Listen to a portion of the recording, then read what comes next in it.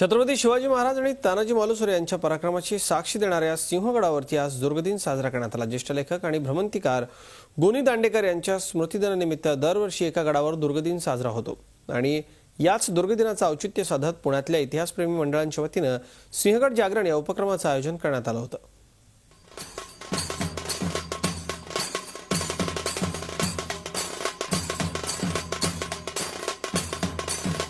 ढोल ताशांचा गजर, दांडपट्टा यासारख्या प्राचीन शिवकालीन खेळांची चित्तथरारक प्रात्यक्षिक, तर कुठे ज्ञानबा तुकाराम असे कीर्तनाची सूर आणि या सगळ्यांबरोबरच जय भवानी जय शिवाजीच्या घोषणा देणारे मावळे। तानाजी मालुसरे यांच्या पराक्रमाचा साक्षीदार असलेल्या सिंहगडावर रविवारी हे असं चैतन्यपूर्ण वातावरण होतं। दुर्गदिनाचं औचित्य साधत पुण्यातल्या इतिहासप्रेमी मंडळांच्या वतीने सिंहगड जागरण या उपक्रमाचं आयोजन करण्यात आलं होतं। या निमित्तानं सिंहगडावर जणू शिवकालच अवतरला होता।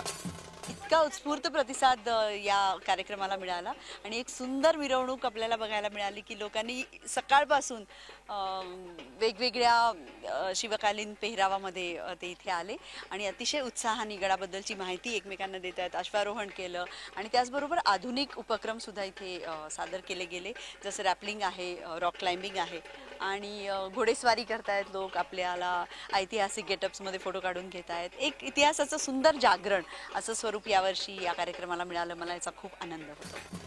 महाराष्ट्राच्या इतिहासात साक्ष देणाऱ्या गड किल्ल्यांची जपणूक हवी तशी झालेली नाही। पर्यटकांनी याकडे पिकनिक स्पॉट म्हणून न बघता एक स्फूर्तीस्थान म्हणून पाहावं अशी भावना इतिहासप्रेमींनी व्यक्त केली आहे। आत्ताच्या पिढीच्या मनामध्ये सुद्धा या किल्ल्यांबद्दल प्रेम निर्माण झालं पाहिजे।